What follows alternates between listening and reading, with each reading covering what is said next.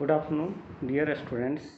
Once again, I am here with my virtual class for 4th BVS and AH students under course of BMD 421. In this section, we have to discuss osteodystrophies in animals. And under the osteodystrophy section, we will discuss today rickets and osteomalacia.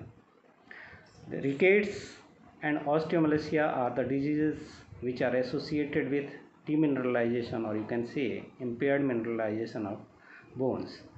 In this one, rickets is the disease of young and growing animals in which the bony growth plate is defectively or imperfectly mineralized.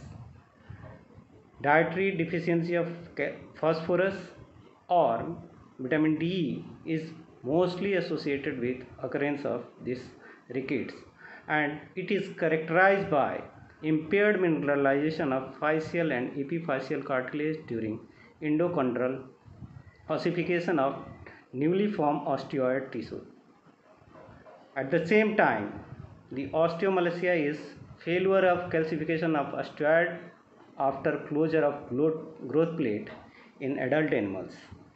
It means that osteomalacia causative agent for this osteomalacia is the similar as of the rickets, but only difference is that the rickets is only going to occur in growing animals, but osteomalacia is observed in adult animals who has completed their growths.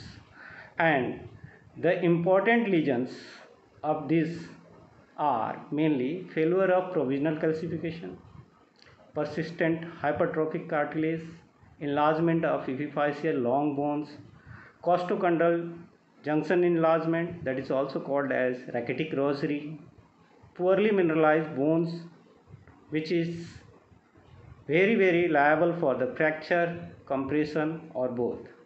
So before going in detail, we should know what are different causes or etiology of this rickets and osteomalacia. Rickets and osteomalacia have similar cause as we have discussed, and pathogenesis is similar for both the cases, but the occurrence of disease is the growth stage of animal or growing stage of animal is going to define the which type of disease is going to be occurs. It occurs in almost all domestic species of animals and wildlife, but some species like horses or equines are resistant, or they are considered to be the most resistant for the occurrence of rickets, because their evolutionary changes or their evolutionary adaptation is different from other animals. And the defective mineralization is the primary feature of this disease, and lesions of rickets and osteomalacia vary depending upon the cause, duration of age, growth rate, and activity of the affected animals. So any interference with maturation and mineralization of cartilage on bone matrix are considered to be the characteristic lesions of this rickets as well as osteomalacia. Dietary deficiency of vitamin D and or you can say or phosphorus is the most important cause of this osteomalacia as well as rickets. But deficiency of calcium can induce rickets, but it is not much clear that deficiency of calcium is going to induce rickets or osteomalacia is not well recognized. As we have already discussed, if the level of calcium will be low, then there will be increase in the activity or increase in secretion of parathyroid hormone. And once the parathyroid hormone is going to in circulation, that will lead to enhance osteoclastic activity. As you people are well aware, the PTH is going to regulate the osteoclastic activity, and this will leads to fibrous osteodystrophy. That is a different condition other than this rickets and osteomalacia. So deficiency of calcium can leads to excessive bone resorption, and that will be responsible for fibrous osteodystrophy or osteoporosis. So it is considered that the main causative agent behind this rickets and osteomalacia are deficiency of phosphorus or deficiency of vitamin D. Once there is decrease in level or deficiency of vitamin D is there, then there will be hypocalcemia, and once again it can if there will be hypocalcemia, that will induce the PTH secretion or activity of PTH or parathyroid hormone, or which can be responsible for both fibrous osteodystrophy as well as rickets. How this vitamin D is associated with the occurrence of these osteodystrophy condition in animal, we should know that what is the role of vitamin D and how it is synthesized. So the physiology of vitamin D is very important. How the synthesis of vitamin D is going on inside the body and what are the different sources for vitamin D, it is very important to know. Dear students, you should know that the natural sources of vitamin D is only found very small foods like fat fish, cod liver oil, salmon and sandwich are the fish which are having high content of vitamin D. Similarly, some plants or sun-dried plants are having good quantity of vitamin D2, which is going to convert inside the body and it will be biologically activated inside the body of the animal. As you know that ergosterol is going to convert into the vitamin D, and that is the source of vitamin D2 in the plants. Similarly, the synthesis of vitamin D3 or pre-vitamin D3 you can say is going on inside the skin, and it occurs under the exposure of UV rays or under the sunlight, you can say. One thing that is present inside the skin, that is the 7-dehydrocholesterol.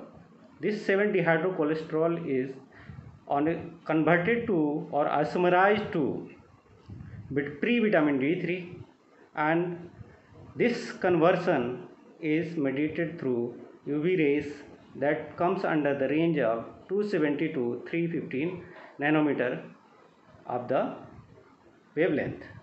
So these are the way by which most of the animal are going to synthesize or going to have the vitamin D as a source of biologically active vitamin D.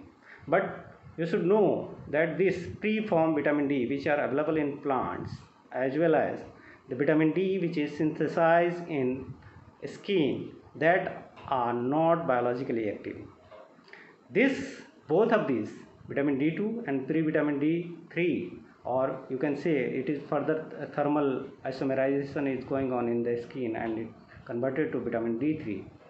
Both have to go for the hydroxylation reaction. 2 hydroxylation reactions are required to be the biologically active compound or biologically active vitamin D, which can act on different receptors, different organs for the maintenance of mineralization as well as calcium phosphorus balance. So this skin synthesis of skin is mostly occurs in most of the herbivores, but the animal which were earlier carnivore, they are not going to produce so much or too much amount of the vitamin D in their skin. So they have to depend totally or partially on the oral source of vitamin D, because before they were adapted for pet, we have adapted them for pet. Previously they were thriving on their prey and they were eating liver, blood, which are the good source of vitamin D. So during the evolution, their skin is not so much going to synthesize vitamin D.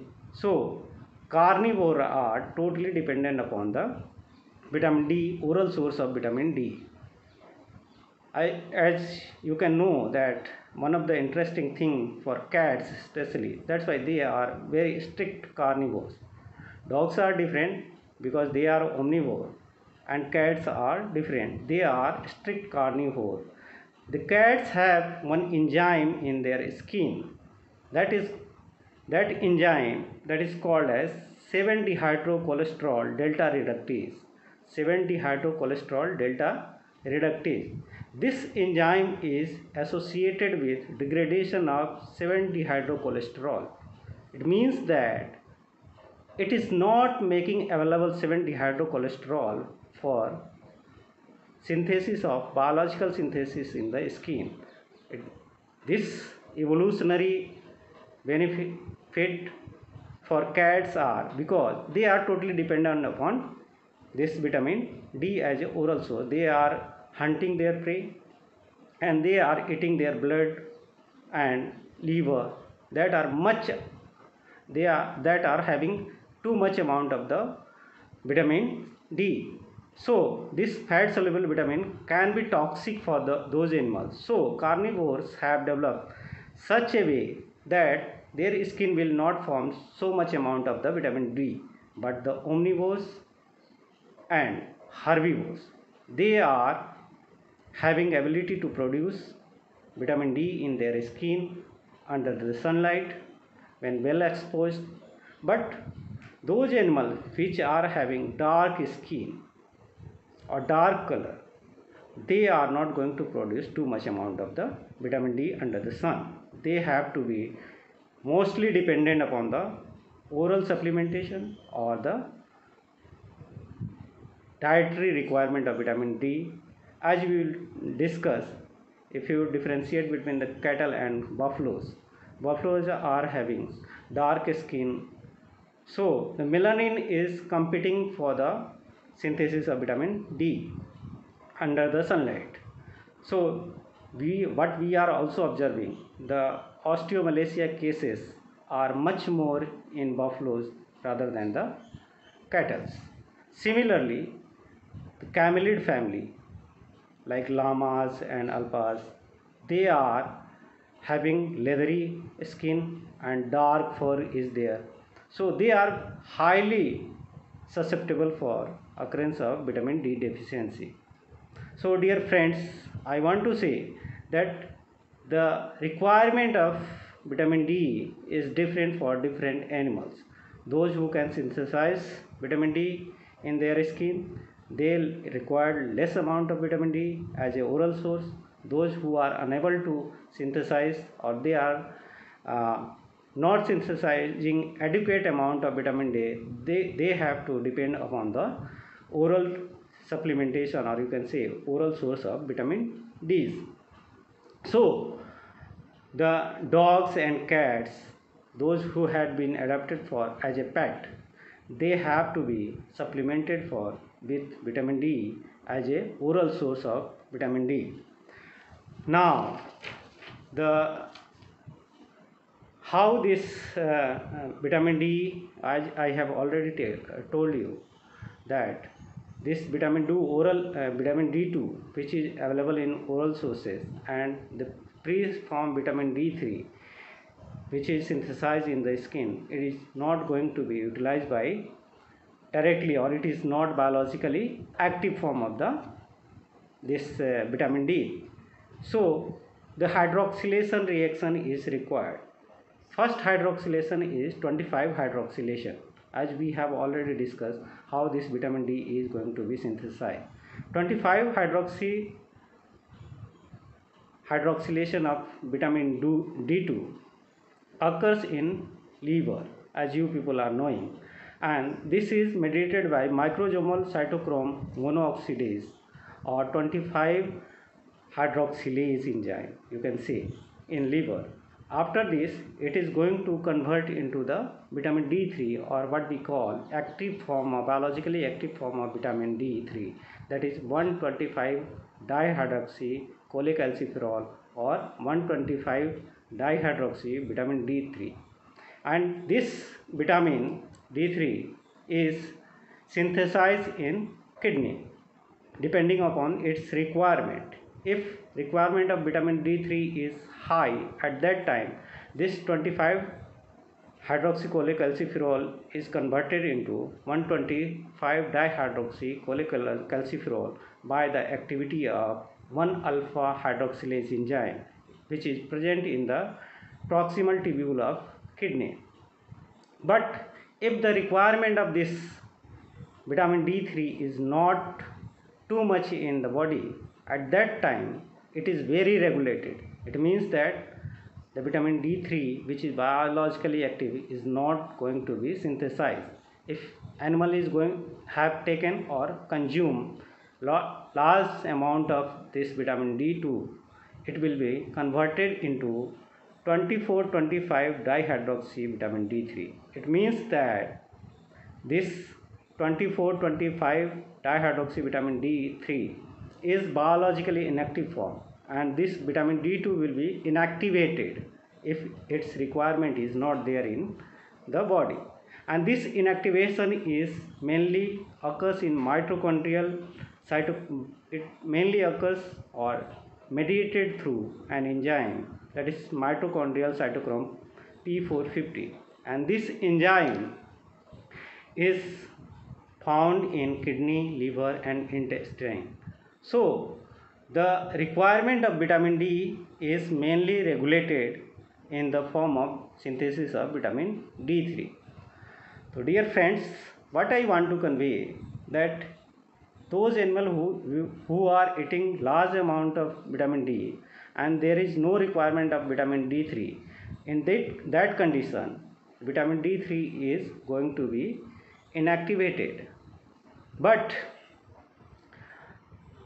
what are different etiology, that is very important, as we have already discussed that deficiency of vitamin D3 and deficiency of phosphorus is mostly associated with rickets and osteomalacia. In human beings, as we have discussed so many things, latitude, vegetarianism, consumption of chapati, flat breads, traditional clothing and limited exposure to the sunlight is the main cause of hypovitaminosis D, and that is ultimately going to affect or confer the disease, that is osteomalacia as well as this rickets. Another factor which are also associated with occurrence of rickets and osteomalacia are hereditary cause due to genetic defects. These are also responsible for occurrence of this osteomalacia and rickets. Now coming to vegetarian diet or flat breads, why these are associated with this occurrence of osteomalacia and rickets in human being as well as you can say in monogastric animal like dogs. These vegetarian diets are having much amount of phytates and dietary fiber. High phytates and dietary fiber is associated with or related with the deficiency of vitamin D, which can be combined by low calcium intake and limited exposure of the sun. But in dogs, as we have discussed, exposure of sun is not going to provide too much of amount of this vitamin D.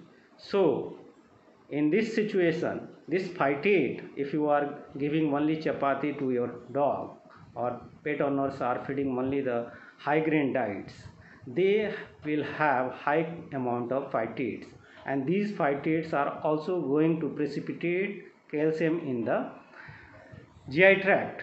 Once the precipitation of calcium will be there, then there will be no absorption of calcium, and calcium will not be available for mineralization of the bone, and ultimately there will be osteomalacia and this rickets. Another factors which are associated with occurrence of this rickets and osteomalacia are gastrointestinal diseases and cholestatic liver diseases. When there is gastrointestinal diseases or cholestatic diseases, at that condition, impaired 25 dihydroxy, or you can say impaired 25 hydroxylase activity will be there. If there will be defect in the liver, this 25 hydroxylase or the enzyme which is going to confer or activate the 25 hydroxylation, that will be impaired, and there may be change in the enterohepatic circulation.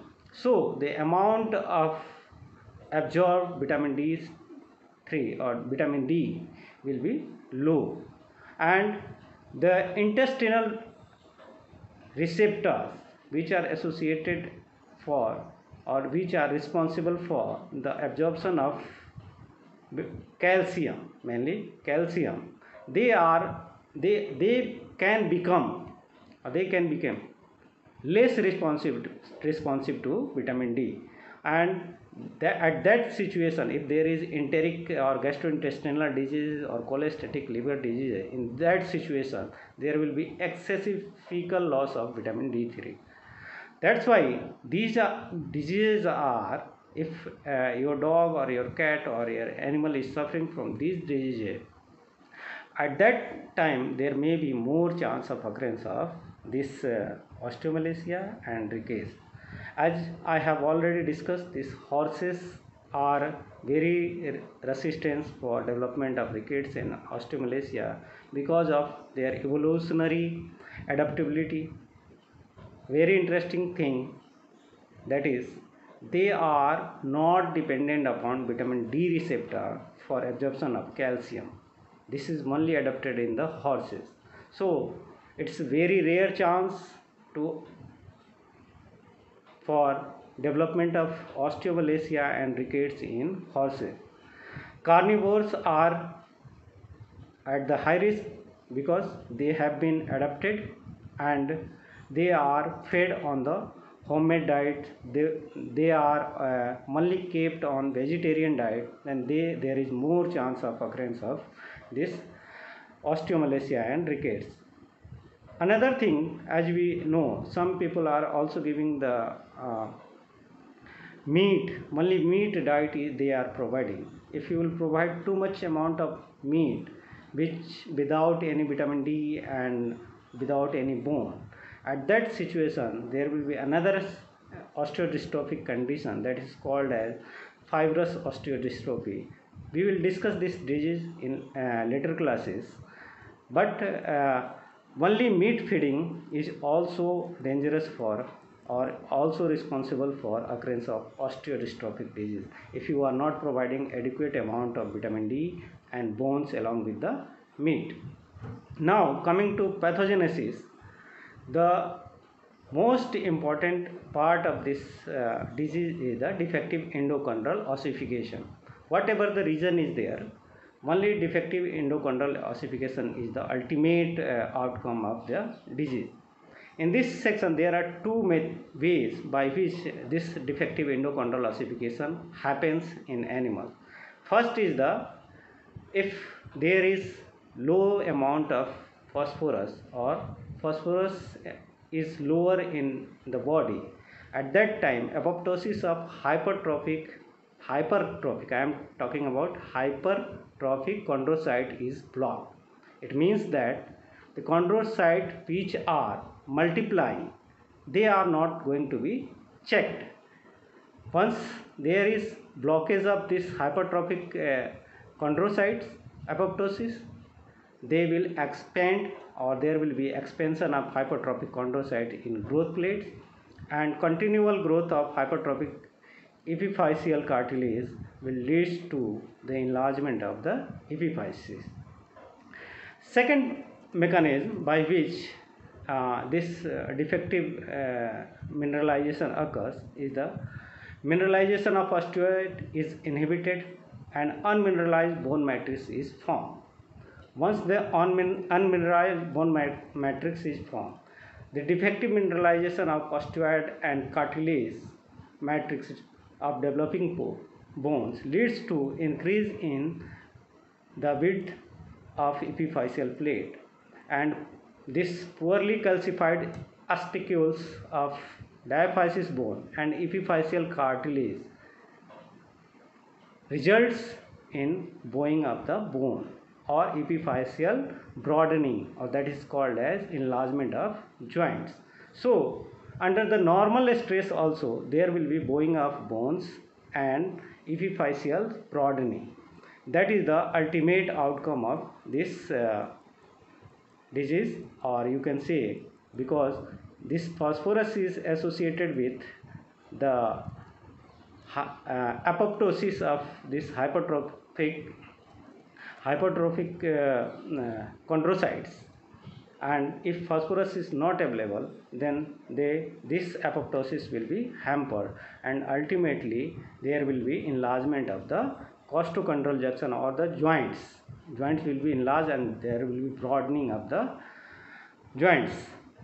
Now coming to the clinical findings, what are typical clinical findings that must be noticed while clinical examination if you are suspecting for rickets and osteomalacia? In rickets there will be stiff gait, enlarged limb joints, especially in forelimbs. If you will see the metacarpal joints or the other joints also, you can find it, there will be enlargement of metatarsal joints. Similarly, the fastest growing bone are most commonly affected. That's why you will find there is bowing of radius and tibia, metatarsal, metacarpal bones. These are the bones which are commonly affected, and they reveal the clinical manifestation, and you can find the clinical manifestation in these bones because of their growth rate is very high. And enlarged costochondral joint can be seen, or this enlarged costochondral joint is called as rachitic rosary. Other clinical signs like abnormal curvature of long bones, there will be lameness and tendency to lie down for a long period in animal. In osteomalacia, you will find stiff gait, moderate shifting lameness will be there, and cracking sound while walking can be heard. There will be arc back, that is called as lordosis or kyphosis, or there are so many formal names for, that's why there are so many formal names for this osteomalacia, like peg leg, crips, stiffs, cripples, and bog lame. These are the common names or local names for this osteomalacia because of the clinical manifestation of the disease. The animal will decline to move and lie down for long period. They will not will to get up or may rise. And milking cow, it is also called as milk leg or milk lameness. What we are observing commonly in the buffaloes, they are those who are suffering from osteomalacia. They are walking on knees, only walking on knees. They are folding their metacarpal bone and walking on the knees. These type of symptoms are commonly observed in mid lactation of the buffalo, and those who are not provided with adequate amount of calcium, phosphorus, and vitamin D, or the forages which are under the sun dry. But as we have discussed that this herbivores are less susceptible for occurrence of the disease, but nowadays we are detecting the cases, so many cases of osteomalacia, especially in buffaloes. It can also be seen in advanced stage of pregnancy in these animals, and as we have discussed, the buffalo are having the dark skin, so during the sun exposure they might not be preparing adequate amount of vitamin D3, so they have to be totally dependent upon the oral supplementation or the oral source of the vitamin D. Now another complication of the clinical manifestation of osteomalacia is the fracture of bone, or pathological fracture you can say, and separation of tendons attachment will be there in case of this osteomalacia, or this fracture and separation of tendinous attachment can occur without apparent stress is given. So these are the clinical manifestations which should be considered while clinical examination in the animals. The diagnosis, other diagnostic feature, what are the different diagnostic feature, that is also important to be noticed. The typical microscopic lesion for this rickets and osteomalacia is the impaired endochondral ossification of fast growing bones. If you are talking about rickets, you have to check about the microscopic lesions or impaired endochondral ossification in fast growing bones. The most reliable diagnostic tool for this rickets and osteomalacia is the radiographic examination of large bones and joints. Once you will examine by radiography, you will find characteristically less radiopacity, widening of growth plate and irregular growth plates. Another factor which can be helpful for diagnosis is the estimation of plasma alkaline phosphatase activity. You people are knowing this alkaline phosphatase or bone specific alkaline phosphatase are their specific marker for the bone resorption or damage to the bone. So plasma level of alkaline phosphatase activity will be increased if animal is suffering with this rickets or osteomalacia. Similarly, you can also go for estimation of phosphorus and vitamin D, and it may be subnormal in clinical cases or in animal. Those are showing the clinical manifestation of this osteomalacia and rickets. You can also find hypocalcemia in advanced stages of osteomalacia and rickets. Now, coming to therapy and management. First, we should go for management. What is the reason behind this? That should be managed. If it is absolutely due to the deficiency of phosphorus or this vitamin D, we have to incorporate vitamin D and phosphorus adequately or correct the diet of the animal for management of this rickets and osteomalacia. Housed animals should be exposed to the sunlight. If they are herbivores, they should allow to go into the sun. And administration of vitamin D by adding into the diet or by injection, both of the way you can achieve. But you should be very careful while injecting vitamin D, because this vitamin D is also having toxicity in animals, and this is fat soluble vitamin, so you have to be very careful while giving injectable vitamin D if animal is suspected for this hypovitaminosis D. In this condition, single injection of vitamin D2, that is calciferol, in oil will protect ruminants for 3 to 6 months. It means that the amount which can be given at a single injection, that can be sufficient for 3 to 6 months. And the recommended dose of vitamin D in ruminants specifically is 11,000 unit per kg body weight can be given at a single shot injection, and it can be only repeated after 3 to 6 months of single injection. So if you are going to manage this osteomalacia, you should give injectable or oral preparation of vitamin D. Along with that, you have to take care about the phosphorus level of the animal.